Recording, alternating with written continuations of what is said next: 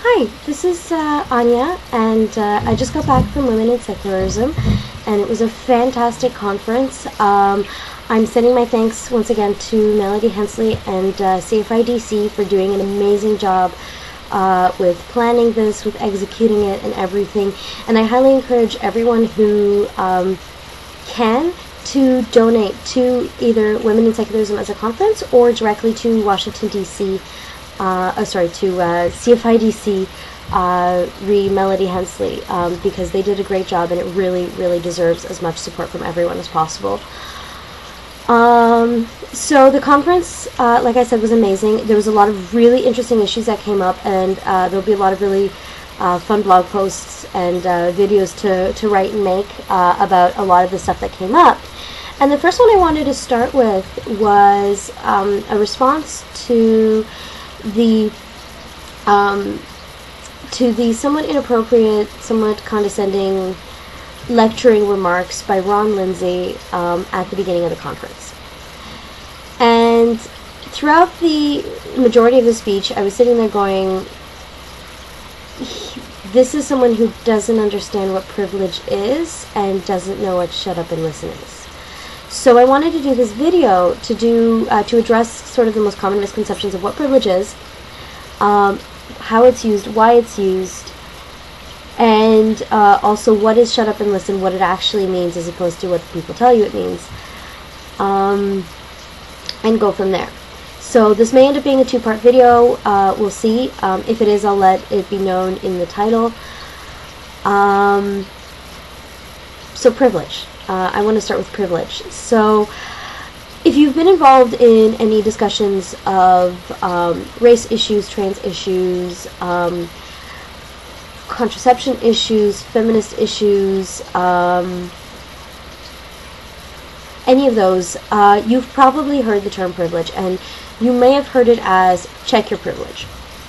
And often there's a very negative reaction to being told to check your privilege, and I think part of it is because there's this misunderstanding of what it means.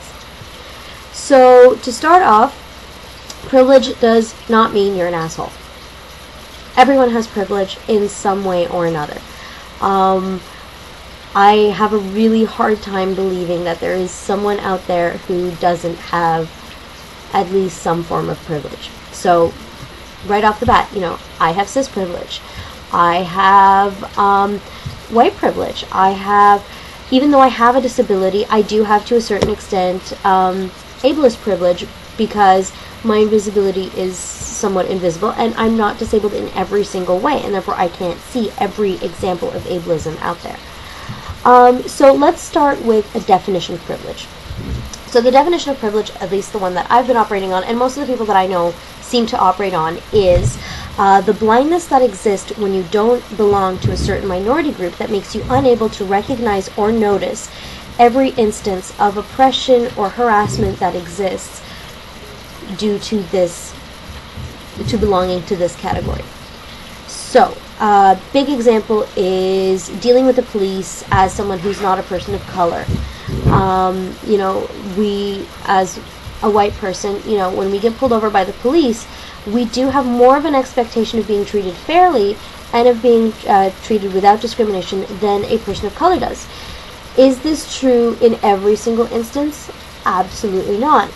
But it does apply as a general rule. And that's an important thing, is privilege isn't necessarily mean that it applies to everybody at every single instance. It can mean that it applies to most people in most instances.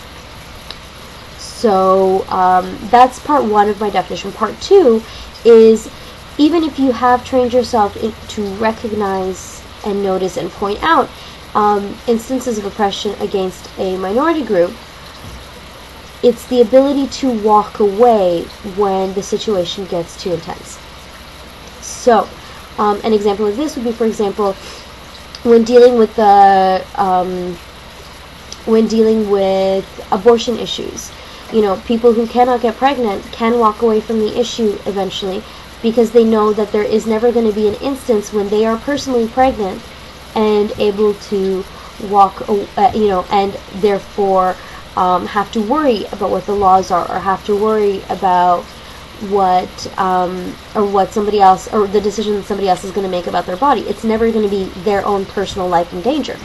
It might be the life of somebody close to them, absolutely, but it's never going to be their own personal life. So they do have that option of walking away when things get too tough. So the reason both of these definitions I think are very important are because they apply to different areas in where disagreement might happen. So in the case of the first one, the blindness that exists, this is most often the situation we face when we point out instances of oppression as somebody belonging to a minority group, and somebody else responds with, well, I didn't see it, or I didn't feel uncomfortable in this situation, therefore you must be exaggerating, or you must be a professional victim, or you must be, just looking for a reason to get angry. And I like to compare that comment to being diabetic. It's like when a person without diabetes says to a person with diabetes, well, I don't experience any negative circumstances when I eat this donut, therefore I think you're exaggerating about how bad it is when you eat this donut. And it's just kind of like, what? No? What? Really? Are you serious? Are you actually implying that because you don't have a reaction because you don't have this disease? And by the way, I feel like I need to add the disclaimer, I am not saying that belonging to a minority group in any way constitutes a disease. This was just the most convenient example that I could give. Because you don't have diabetes, that nobody else should react the way that nobody else should react differently than the way you do to certain instances. And I'm pretty sure, just from looking at that example, you can see why it's so ridiculous. Different situations, different circumstances are going to affect you differently because you are belonging to a different category of people. So does having privilege make you a bad person? No. It just means that this is a situation in which you personally don't have to deal with it, therefore you might not personally notice it when it happens to somebody else. So why is it important to be aware of your privilege? Because since it's not something that you would notice, you do have to be careful not to imply that it doesn't exist. And this happens actually really often, where people will say, well, I've never personally experienced racial profiling as a white person, therefore, people of color who are complaining about it must be over-exaggerating, or I've always been treated very nicely by police officers, therefore people of color who are bringing up, the unfair treatment of them by police must be exaggerating, or must be looking for excuses about why they were stopped when they were doing something wrong, or blah, blah, blah, blah, blah, blah, blah. And it's basically the same thing. It's saying that because your experience differs as a person of a different group, therefore everybody else's experience is invalid. And that's not fair. It's not true. And frankly, it's not rational. So that's the way the first definition usually applies. And the way the second one does is you'll often see the part about the ability to walk away. And most often you'll see this in the tone argument, which is basically when somebody who calls themselves an ally will say to people, you need to stop being so angry because when you, and discuss this calmly and rationally, because when you're so angry, you're scaring people away. And this is also a problem because you're basically, what you're not realizing is you might have the ability to discuss this issue calmly and rationally, but that's because this issue doesn't affect you. Because when things get tough, when things get serious, you can walk away. You can go home at the end of the night. I apologize for my texting in the background. I'll put my phone on silent now. One big example of this is, let's say that we're talking about poverty issues, and you're not somebody who's personally experiencing poverty at the moment, and you're helping out at a soup kitchen, or you're helping out in some way in helping to raise awareness about the issues of poverty. And then you talk to somebody who might be homeless and say, why are you getting so angry and talking about the housing crisis? You're really scaring people away and you're making people feel uncomfortable. If you would just discuss this calmly, you'd probably get more people to listen to you. But what you have to realize is, at the end of the night, when your shift is over, when you're done helping, you get to go home. They don't. They still have to deal with this issue. They don't get to leave at any point. And, for example, when you have harassment on the internet against feminists. A lot of people like to say, oh, well, it's just the internet, you shouldn't get so upset. Well, no, but it's not just the internet for us. The internet is just a representation of stuff that we face in our own lives. So the comments that we get on our blogs, the comments that we get on our YouTube channels, and that I'm fully expecting to get on this YouTube video, are just a visual representation of stuff we get in our own lives and stuff that we get personally. And I mean, that's already ignoring the fact that internet and online does play a huge role in our lives these days. But that's a whole other video that I have to make at some level about why it's just online really doesn't apply. But I kind of just want to stick with the issue at hand right now, which is privilege. So when somebody goes to you and says you need to check your privilege, what they're saying is, what you're saying right now is uninformed because you're not a person of this group. So what they're basically saying is, you're saying something right now that's revealing your personal blindness on this issue. It's not necessarily saying you're an asshole, but it's saying you're getting to the point where you get to make the decision about whether you're going to stop, acknowledge your blindness, and see that maybe you aren't getting something, or continue on, insist that you're right, and become an asshole. So, I mean, privilege is not being an asshole. There's nothing wrong with having privilege. Everyone has some example of privilege. But being aware of your privilege helps prevent you from becoming an asshole.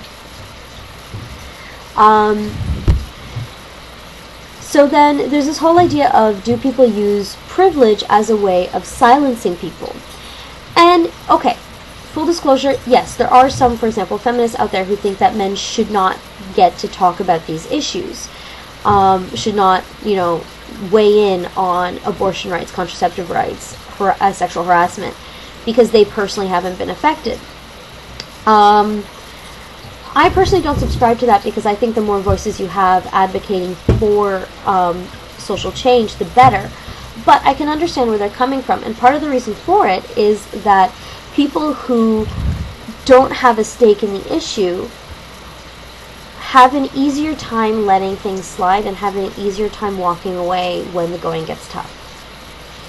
And when you're in the middle of a battle or a war, the last thing you particularly want is have soldiers you can't rely on, soldiers who can leave at the height of the battle right when things get the most dangerous and we need the most support.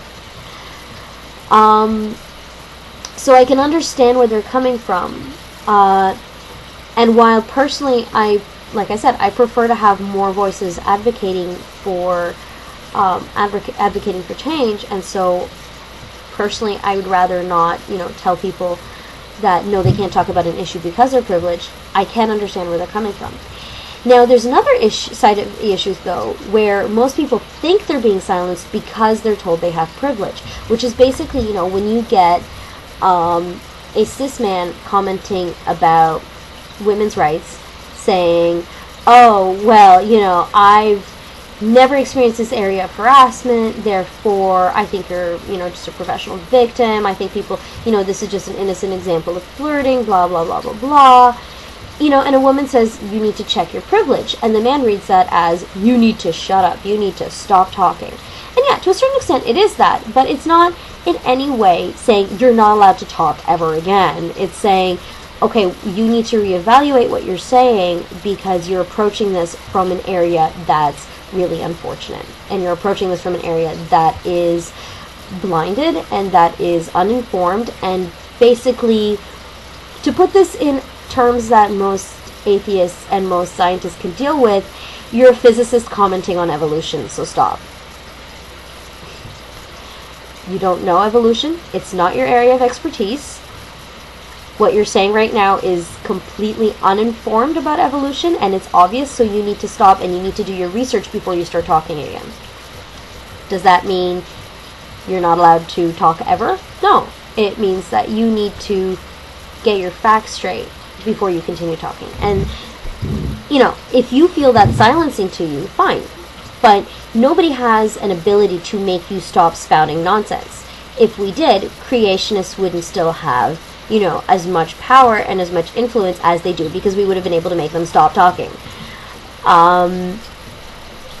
really what it is it's saying you might want to consider not talking anymore. You have the right to remain silent. Doesn't mean that you have to, it just means you have the right now, and it's one you might want to exercise. And anything you say can and will be used against you in the court of YouTube comments. So, I mean, it's basically that, is, you may feel you're being silenced. No, people just aren't going to take you seriously because they realize that you're uninformed. I'm going to listen to you on this issue about as much as I would listen to a creationist talking about evolution. And that's it. That's privilege. That's the whole concept. That's what it means when somebody says check your privilege. That's what it means. It means stop, do your research, evaluate the fact that you might not have all the facts, and evaluate the fact that you might not be able to get all the facts. So maybe you should listen to somebody who's an expert in the field. Just a thought.